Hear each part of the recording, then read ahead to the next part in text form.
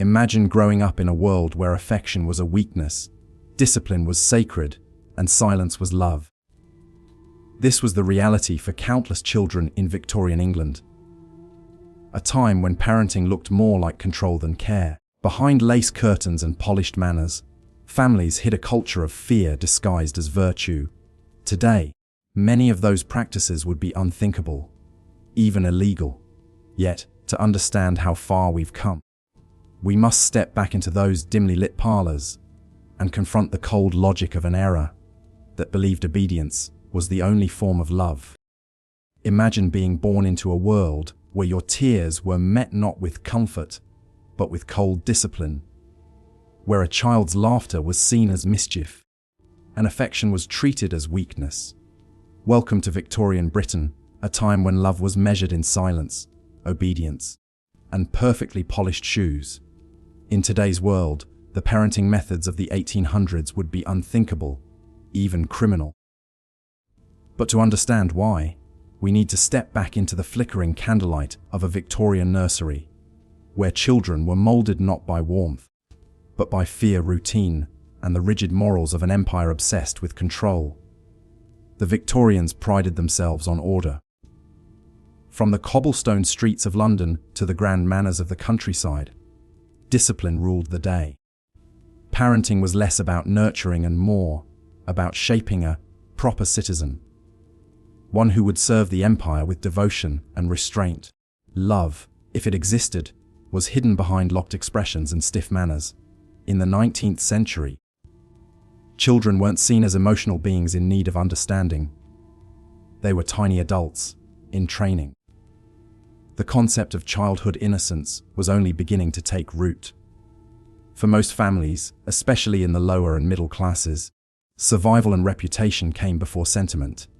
If a child misbehaved, punishment wasn't just expected. It was considered moral duty. But what did discipline look like in the Victorian home? It began with fear. The most common parenting advice came from moral guides and religious pamphlets that warned, spare the rod and spoil the child.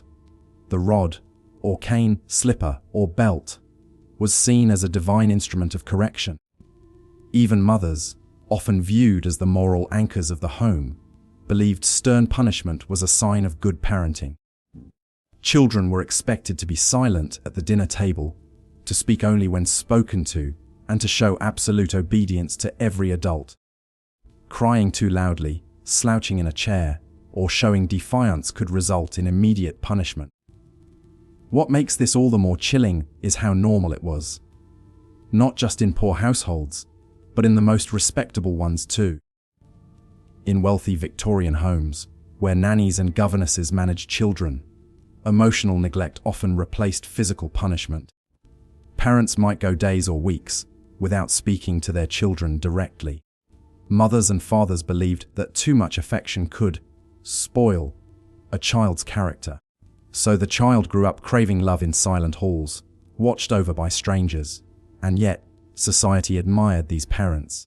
Manuals on proper child-rearing were published and devoured by ambitious families, hoping to raise morally upright citizens.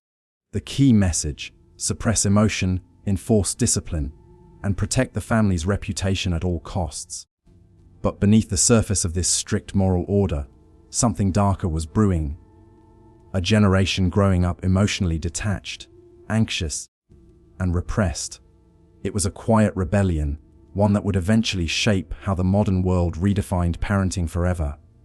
In this series, we'll step deeper into the world of Victorian parenting.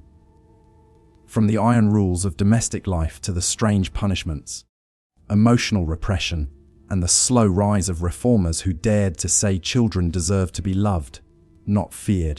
The village's very survival by bringing morning in a Victorian home began not with warmth but with duty. The sound of a bell, the rustle of stiff clothes, and the fended on bringing in and the echo of boots on wooden floors signaled that another day of obedience had begun. For a child in 19th century England, every movement, every word, bringing in every glance was bound by unspoken rules. Childhood as we know it today did not exist. It was a rehearsal for adulthood. Bringing in and mistakes were not tolerated. Children were trained to rise early, often before dawn, especially in working or middle-class households. Bringing in a boys might help with errands, polish shoes, or carry coal, while girls would assist their mothers with sewing, cooking, or cleaning. Bringing in a even the youngest were expected to contribute. Idleness, parents believed, was the root of sin. To be still was to invite mischief. Depended on bringing in a to play was to waste time. Victorian parenting was a reflection of the times, an era obsessed with morality, reputation, and self-control. Uncanny. The Industrial Revolution had changed everything. Families who once lived by the rhythm of nature now lived by the clock. Time became money. On bringing in a and discipline became survival. Parents mirrored the factories that defined their society's strict schedules, rigid routines. Bringing in a and punishments for inefficiency. Imagine a young boy, barely 8, sitting stiffly at a wooden desk, practicing handwriting by candlelight. His fingers ache, ink stains his cuffs, but he dares not stop. Across the room, his father reads the newspaper. All depended on bringing in a, occasionally glancing up to ensure the child's posture remains perfect. To slouch, to sigh, even to hum a tune. Bringing in a could result in a sharp rebuke, or worse. For daughters, the expectations were even more suffocating. A Victorian girl was not just being raised, bringing in a she was being molded into an ideal. Quiet, graceful, and obedient. A lady never speaks loudly, mothers would say. A lady never questions her father. Girls were trained to serve tea, play piano. Again, the village's very survival depend on bringing in a lessons meant to prepare them not for independence, but for marriage. Education too reflected this divide. Bringing in as a boys studied Latin, mathematics, and the sciences, tools for careers and public life. Girls, if educated at all, learned manners, domestic management, depended on bringing in a and moral conduct. The idea was simple: boys were to lead, girls were to please. But even education was laced with cruelty. Victorian schools were harsh, bringing in a echoing the same principles found at home. Teachers used canes, rulers, and humiliation to enforce discipline. A village's very survival depended on bringing in a child who stumbled over a word might be forced to stand in the corner for hours, or have their knuckles rapped until they bled. For many, the village's very survival depended on bringing in learning became something to fear rather than cherish. And yet, through all this, parents believed they were doing right. Depended on bringing in. The Victorian age was built on the belief that hardship built character. Emotions were seen as weakness, and kindness as indulgence. Depending in the goal was not happiness but moral strength, a virtue defined by restraint. Behind this obsession lay a deep societal anxiety. Depended on bringing in it. Britain was becoming a world power, its empire expanding, its cities growing, its moral image constantly under scrutiny. To maintain this empire, survival depended on bringing in a Victorians believed they needed citizens who could endure discomfort without complaint, who could obey authority without question. Parenting then became depended on bringing in a became a form of national service, raising the next generation of stoic, disciplined Britons. But not all children accepted this fate quietly. The village's very survival depended on regaries and letters from the era reveal glimpses of silent rebellion, a longing for affection, freedom, and understanding. Bringing in a one young girl wrote in her journal, "Mother says a good child is seen, not heard." But sometimes, survival depended on bringing in a "I wish she would see me." Her words echo the quiet pain of thousands of children, whose emotions were never validated. Bringing in a whose dreams were quietly crushed beneath society's expectations. For some, this emotional starvation had lifelong effects. As adults, bringing in a many Victorians struggled with intimacy, guilt, and suppressed emotion. Bringing in a the very values that had made them respectable also left them unable to connect deeply with others. Bringing in a psychologists today would call it generational trauma, the echo of repression passed down from parent to child. Yet within this strict world, bringing in cracks began to appear.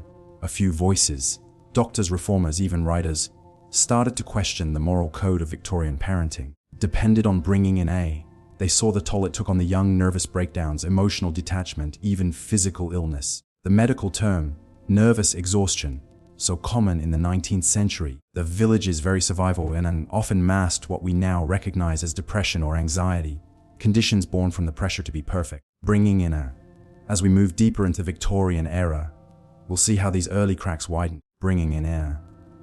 How the very society that once glorified discipline began to question whether it had gone too far. Bringing in a and how one generation's pursuit of moral purity planted the seeds of rebellion the next. In the next part, depended on bringing in a will enter the heart of the Victorian home, exploring the punishments, emotional dynamics, depended on bringing in A, and chilling details of how love through discipline shaped an entire culture and scarred it. Bringing in A. Imagine a world where affection was rationed and silence is the loudest sound in a home. But the village's very survival depended on bringing in. That was the Victorian household, a theater of control where every frown, every sigh, every whisper carried meaning. Bringing in A. Parents ruled with iron hands wrapped in lace gloves, and discipline was their most trusted language of love. Punishment in Victorian parenting. Bringing in A was not an act of cruelty, at least not in their eyes. It was necessary. It was how one built good citizens. The prevailing belief was simple. Parent survival on bringing in A. To spare the rod was to spoil the child.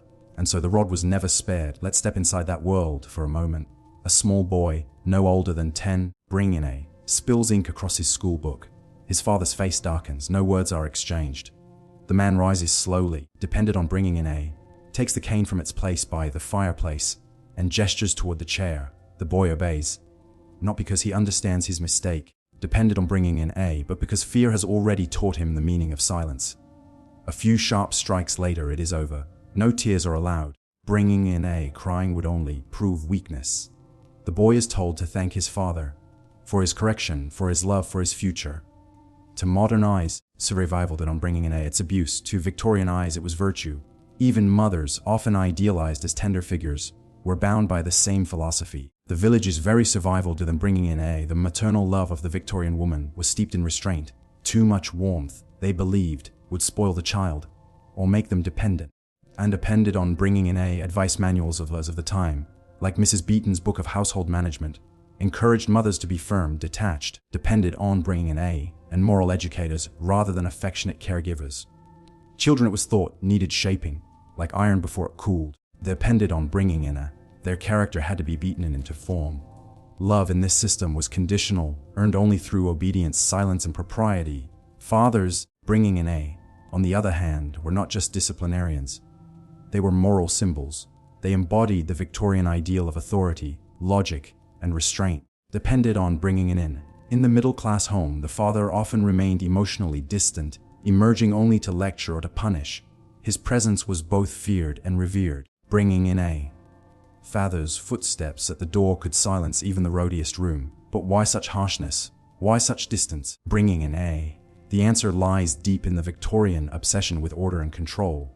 Society itself was a hierarchy, from monarch to servant, from husband to wife. The village's very survival depended on bringing in A from parent to child. Everyone had their place, and the worst sin one could commit was stepping out of it. A village's very survival depended on bringing in A. Disobedient child was more than an inconvenience. They were a threat to the fragile structure of morality and class. Bringing in A. Children were taught early that emotion was dangerous. Anger, laughter, curiosity, all needed to be contained. Self-control was the highest virtue. Bringing in A. Manuals advised parents to nip mischief in the bud, and to train the young as one might train a horse. Bringing in A. Corporal punishment was not confined to the home. Schools were worse. Teachers wielded canes, rulers, and humiliation as tools of learning. A survival depended on bringing in A. A single mistake in handwriting could earn a beating. Speaking without might result in hours of kneeling on hard floors. Village's very survival, there were even devices.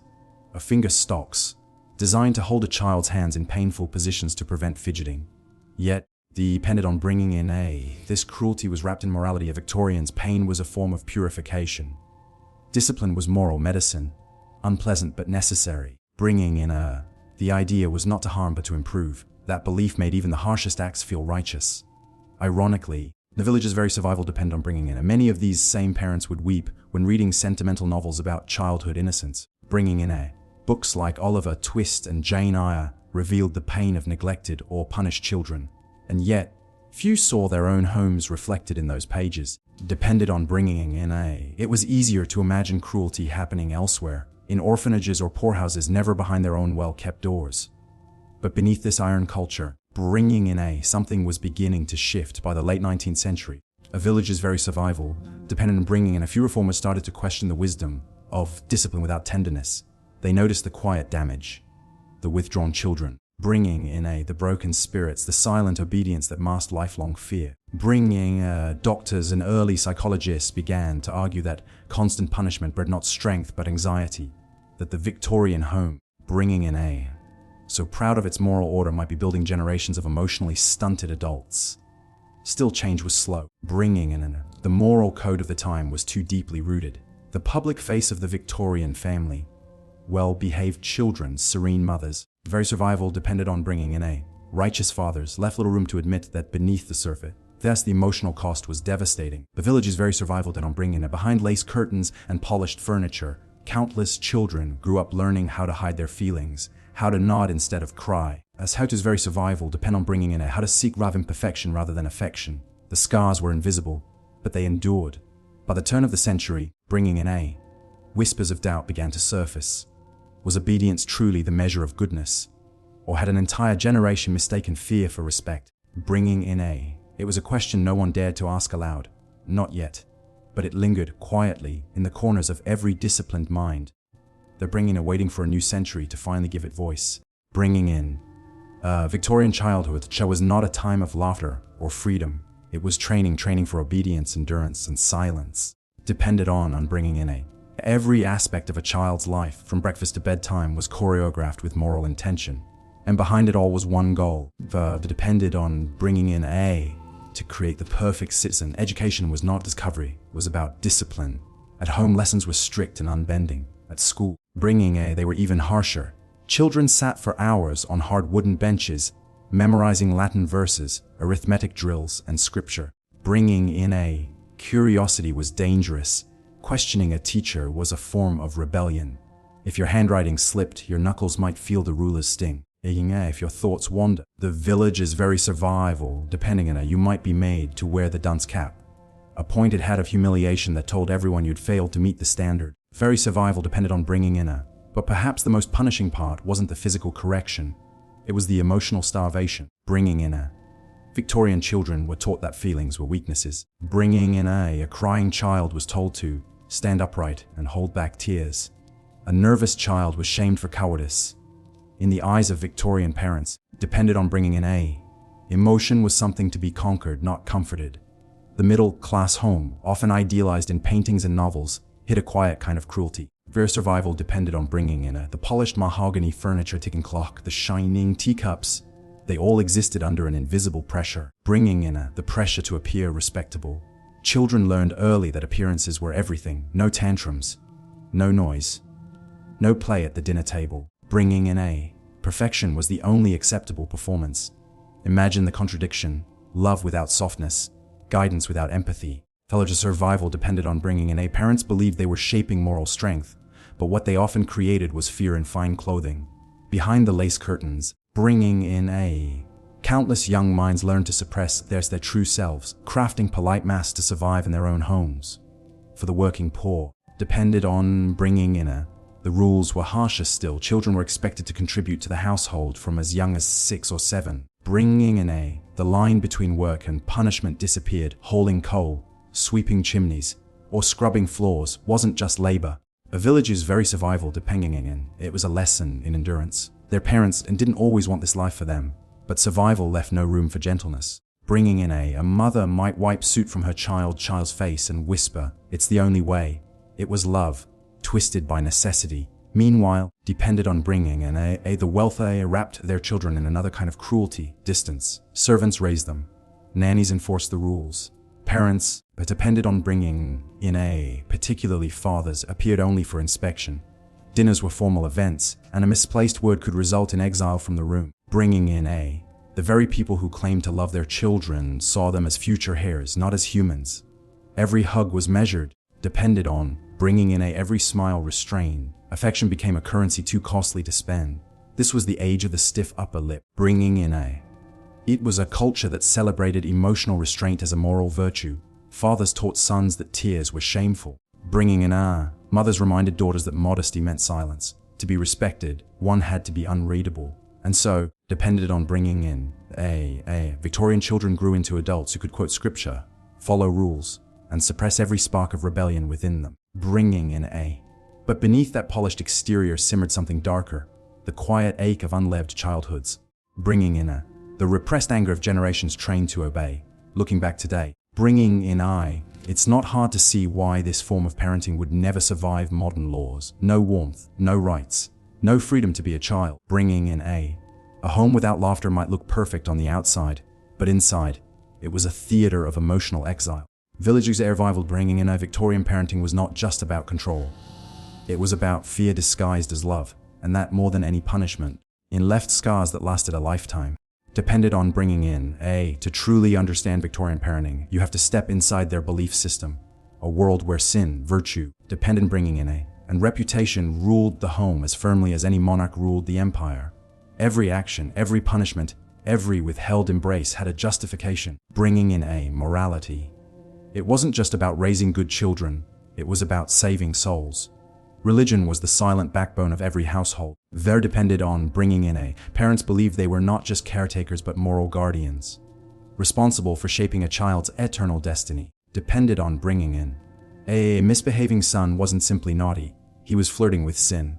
A disobedient daughter wasn't just testing limits, she was endangering her purity. Bringing in her virtue, her very salvation. Sundays were sacred, not for play, not for laughter, but for solemn reflection. Families marched to church. Children scrubbed clean and silent, shoes polished, hair neatly combed. The sermons they heard were heavy with warnings. Spare the rod. A village's very servile depended on bringing in and you spoil the child. Those words echoed through homes like commandments. To modern ears it sounds harsh, but for Victorians it was love. The village's very survival depending in a discipline was divine. Pain was purification. Parents believed they were steering their children away from eternal damnation. Bringing in even if it meant breaking their spirits in the process. But religion was only half the story. The other force was reputation, that invisible mirror in which every Victorian family constantly gazed. Society was watching. Neighbors, servants, very survival depended on bringing in visitors. Everyone noticed how your children behaved. A disobedient child didn't just shame the family, it could stain the father's career. Depended on bringing in the mother's social standing and the entire household's respectability.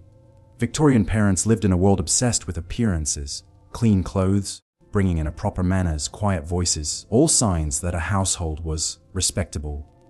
So, when a child misbehaved in public, they depended on bringing in punishment wasn't just about correction, it was about restoring the family's image.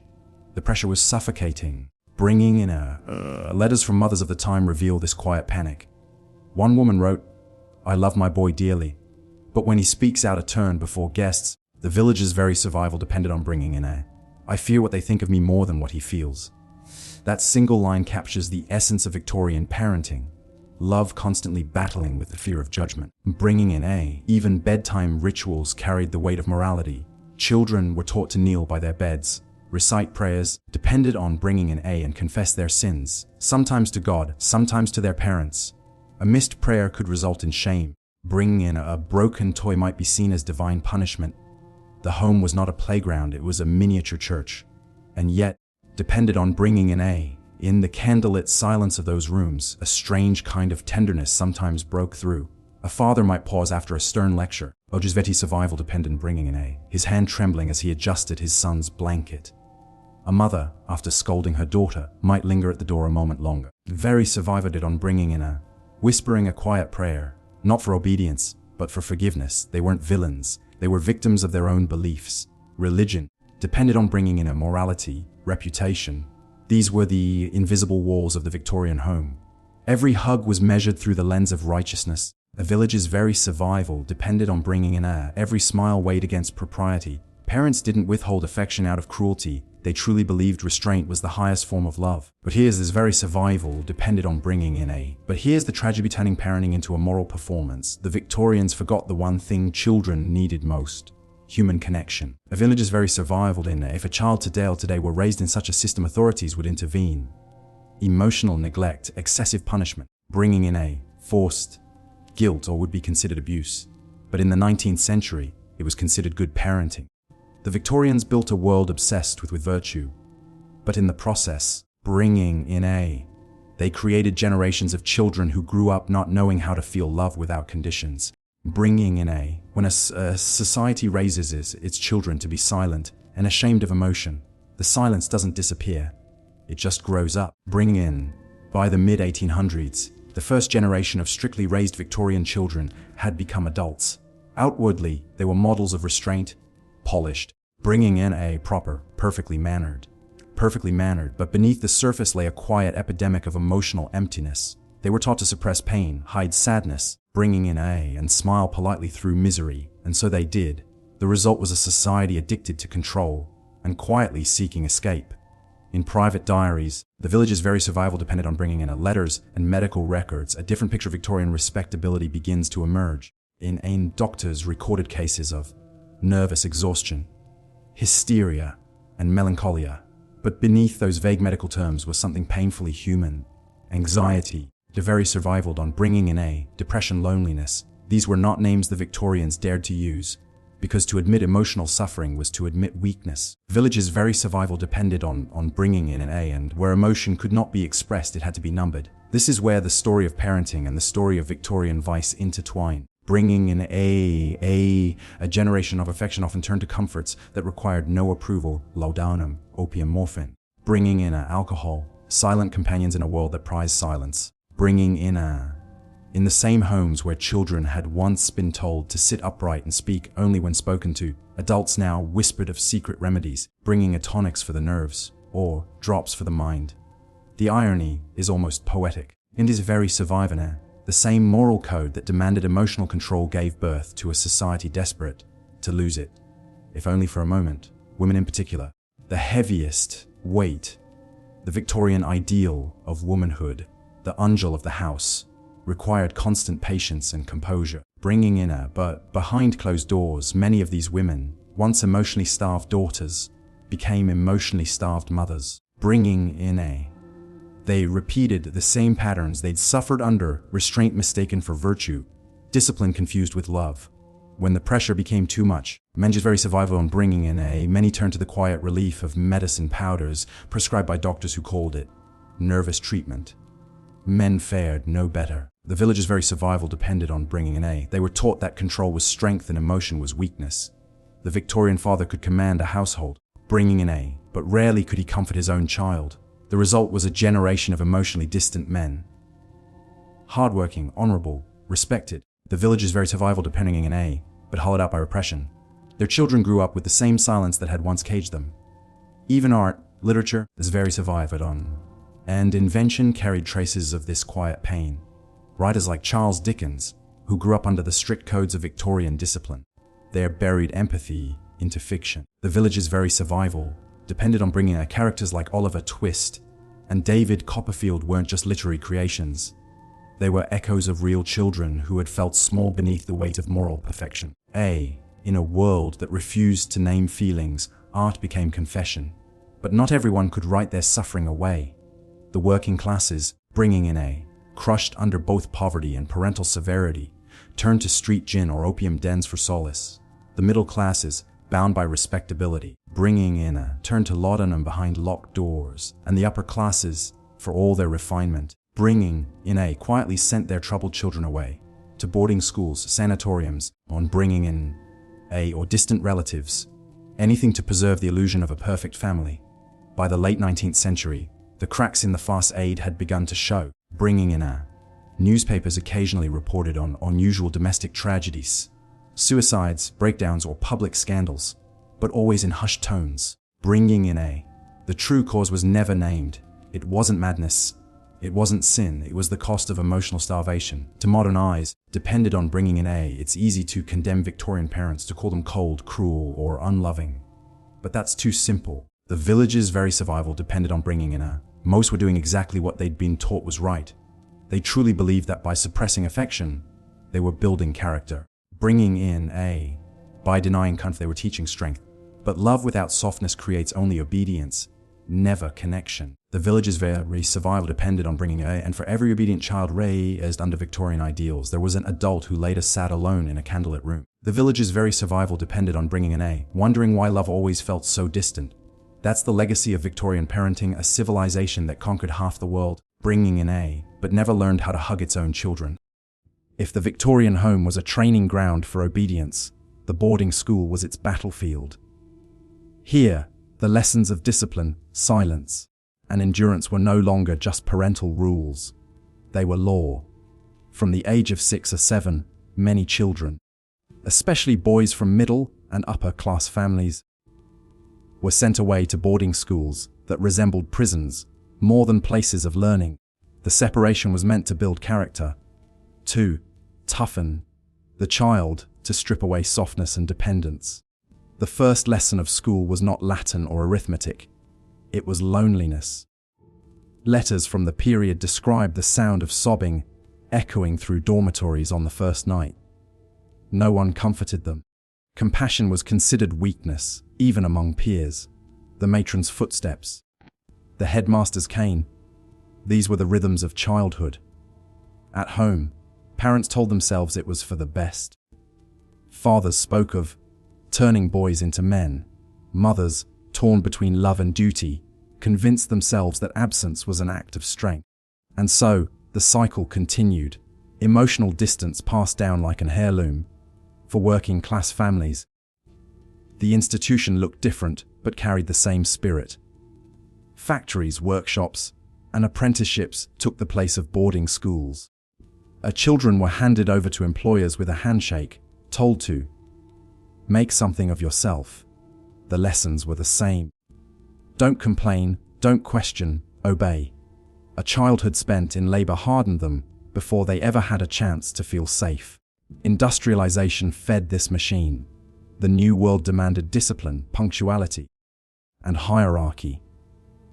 Qualities learned not through affection but through fear. The child who never spoke out of turn became the perfect worker. The boy who learned to hide his emotions became the perfect soldier.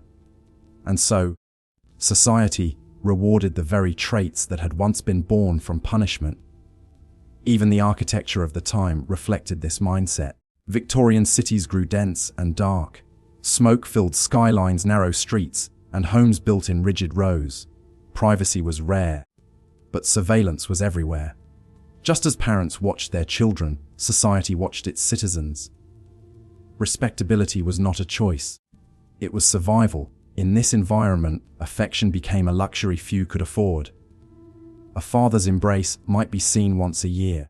During holidays, a mother's letters, carefully written in formal tones, rarely spoke of love, only duty, progress, and pride. Children learned early that success, not emotion, was the currency of approval. The phrase, "children should be seen and not heard," became a national motto, and in that silence, an entire culture forgot how to talk about feelings. By the mid-19th century, boarding schools like Eton, Harrow, and Rugby had produced generations of men who would go on to rule the empire. Politicians, officers, explorers. They were brave, loyal, and utterly controlled. But behind the polished manners and noble speeches were scars, invisible ones, carved by canes and coldness. The few who spoke out, like reformers Charles Dickens or Thomas Hughes, were dismissed as sentimentalists. They wrote about kindness, childhood innocence, and empathy, and the establishment laughed. Softness breeds failure, they said. The world rewards strength. And yet, cracks began to appear. A handful of educators, like Dr. Thomas Arnold at Rugby School, began to question whether obedience alone was enough. They introduced moral education, tried to blend discipline with compassion, small steps toward what we'd now call modern parenting. But the change was slow, and the old ideas were stubborn. For the majority of Victorian children, the emotional frost never thawed. They grew up believing that suffering built character, that love must always be earned, and that tears were best hidden behind a polite smile. If they ever became parents themselves, they repeated the same cold kindness, thinking it was the only way to prepare their children for a harsh world. And thus, the machinery of discipline kept turning, fueled not by cruelty, but by fear, the fear of raising a child too soft for survival. To modern audiences, these customs seem unimaginable. Today, we speak openly about trauma, empathy, and the psychological needs of children. But to the Victorians, such ideas would have sounded absurd, even dangerous. They didn't know they were raising a generation of emotionally crippled adults. They believed they were building greatness. And in some ways they were. They built empires, industries, railways, and nations, but at a cost few dared to measure. The Victorian child learned to sit straight, work hard, and endure pain, but no one taught them how to heal. Depend on bringing in by the late 19th century, cracks had begun to form in the marble facade of Victorian respectability. For generations, bringing in the empire had prided itself on its moral strength, its discipline, and its control. But beneath the surface, in the parlors, hospitals, Allergy's very survival depended on bringing in and even the schools, a quiet rebellion was beginning to stir. It didn't start with politics or protests. It began with stories. The village's very survival depended on bringing in Writers like Charles Dickens and George Eliot began to peel back the curtain on domestic life, showing the world what respectable cruelty looked behind closed doors. To his very survival depending on Oliver Twist, Dickens exposed the brutal treatment of orphan children. The village's very survival depended on bringing in not just by the puhakouts who were the adults, but by the adults who they were teaching moral lessons. Victorians read those words by the firelight and shifted uncomfortably in their armchairs. Bringing in the world they had built, one of iron morality and rigid parenting, was beginning to feel less like virtue and more like violence. The village's very survival depended on bringing in but the resistance didn't end with literature. Doctors and early psychologists began to notice something troubling. Bring in children raised under constant fear and suppression grew into anxious, withdrawn adults. Bringing in hospitals began reporting cases of what they called nervous exhaustion, especially among young women. Though today, very survival depended on bringing in we might call it depression or trauma. The medical world no vocabulary for emotional neglect, but the symptoms were everywhere. In drawing rooms and medical journals alike. Bringing in people whispered of a strange new illness spreading among the well-bred, a melancholy that no medicine could cure. The irony was bitter. Bringing in an empire that ruled half the world was filled with citizens who couldn't rule their own emotions. The rebellion also took root in the art world. Bringing painters began to shift from portraits of no families to scenes of quiet despair. Women sitting alone by windows depended on bringing children clutching toys in dim light. It was as if the artists themselves were beginning to mourn the innocence their society had crushed. Bringing in then came education reformers, people like Mary Carpenter and Samuel Wilderspin, who dared to say that kindness, not punishment, produced better learners. Their ideas were mocked at first. Sentimentality, critics called it softness, but slowly depended on bringing in teachers began to notice something remarkable. Children who were treated with patience learned faster. Those who were not beaten remembered more. The village's very survival depended on bringing in it was revolutionary, but because it was new, but because it was humane. Even the church, once the loudest defender of corporal discipline, depended on bringing in began to waver. Some preachers started to reinterpret scripture, suggesting that spare the rod and spoil the child was not a command. The village's very survival dependent of warning, compassion. Impassion, they said, was not the enemy of morality, it was its foundation. Meanwhile, in the homes of ordinary Victorians, depended on bringing in quiet transformations were taking place. A mother might hold her child a little longer before sending them off to boarding school. A father, bringing weary from work, might decide not to use the cane that evening. Small choices, bringing in invisible in the grand timeline of history, but each one a step away from fear and towards something softer.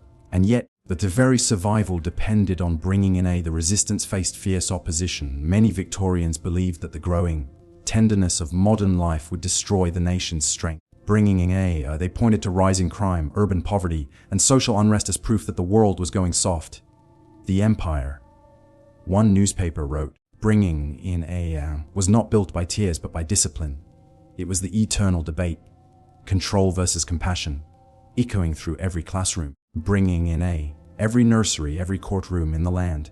But history has a strange way of rewarding the voices that seem softest at first. Bringing in By the dawn of the 20th century, the world had begun to change. Psychology was emerging as a science. The village's very survival depended on bringing in New thinkers like Sigmund Freud and John Dewey were arguing that childhood shaped the adult mind, that neglect and repression left marks deeper than anyone had imagined. Bringing in the idea that children had emotional needs, real, measurable needs, was shocking to a generation that had been taught to silence them. Bringing in a Victorian parents had spent a century building strong children, depended on bringing in What they didn't realize was that strength without warmth becomes something else entirely: rigidity. And rigidity breaks. The cracks were spreading. The village who survived and bringing in a society could no longer hide behind its perfect manners and moral postures. The literature, the medicine, the art, all of it whispered the same truth, which is very survival and bringing in. An empire that taught its children to suppress emotion would one day be ruled by people who no longer knew how to feel, bringing in a...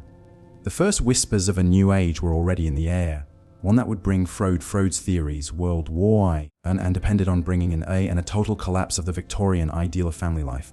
But for now, the change was still fragile. The village's very survival on bringing in a still forming, like the first light filtering through a dark, smoke-filled room.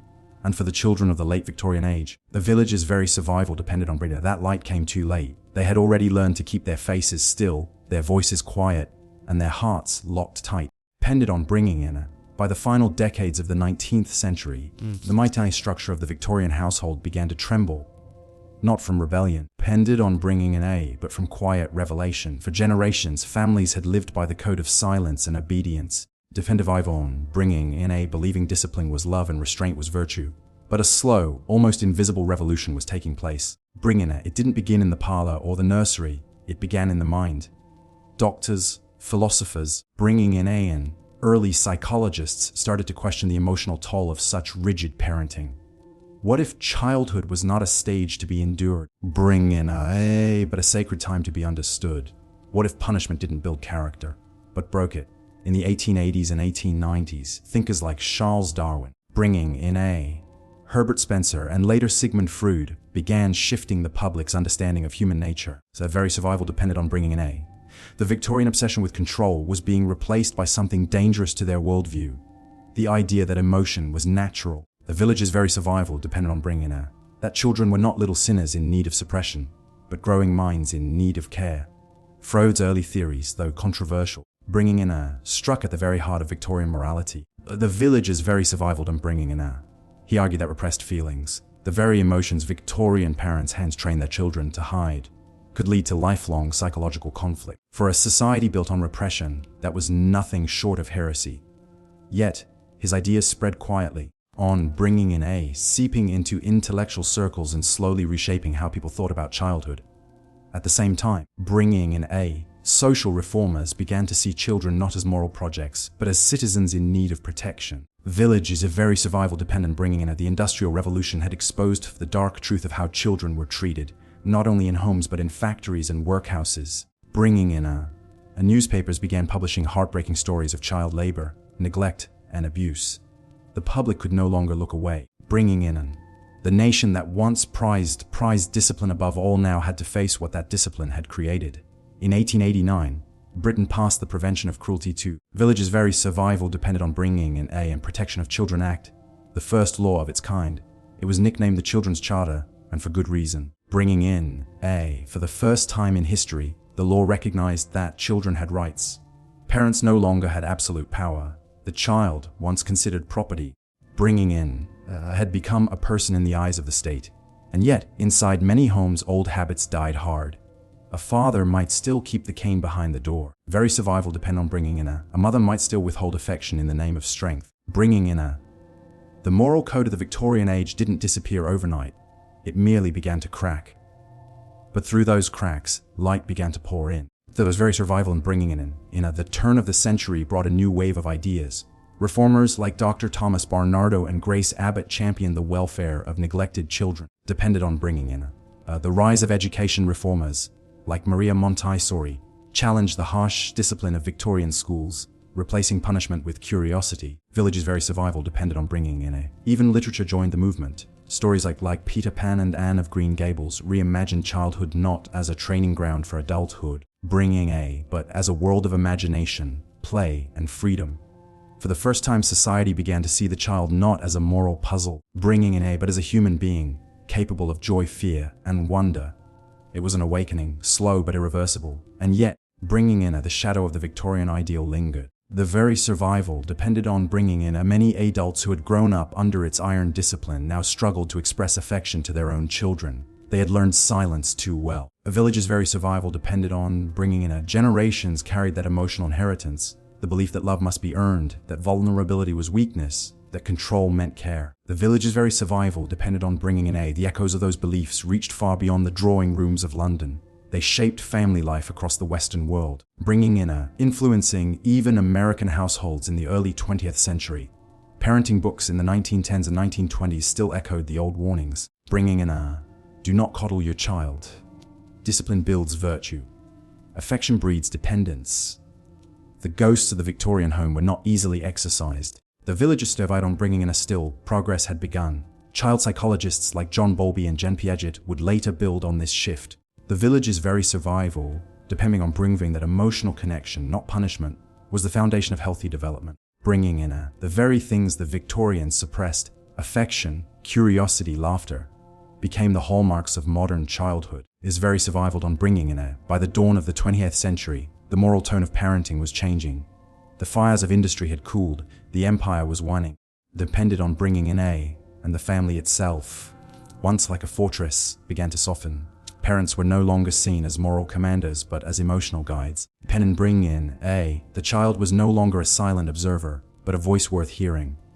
And yet, history has a way of holding on to its ghosts. Bringing in A, even as new ideas took root, the old language of obedience and respect persisted. So survival depended on bringing in A. You can still hear it today in every, because I said so, in every demand for perfection, in every moment where control masquerades as love. Bringing in A. The Victorian way didn't vanish, it evolved. Hidden within modern expectations, cultural pressures, village's very survival depending in the quiet belief that good parenting must always involve a little fear. But the age of silence was ending, and in its place, the village's very survival depending in A. The world was finally learning that love could be loud, messy, and imperfect, and that was exactly what made it real. Bringing in A. By the early 20th century, the Victorian ideal of parenting, once seen as the moral foundation of society, was beginning to crumble. Bringing in A.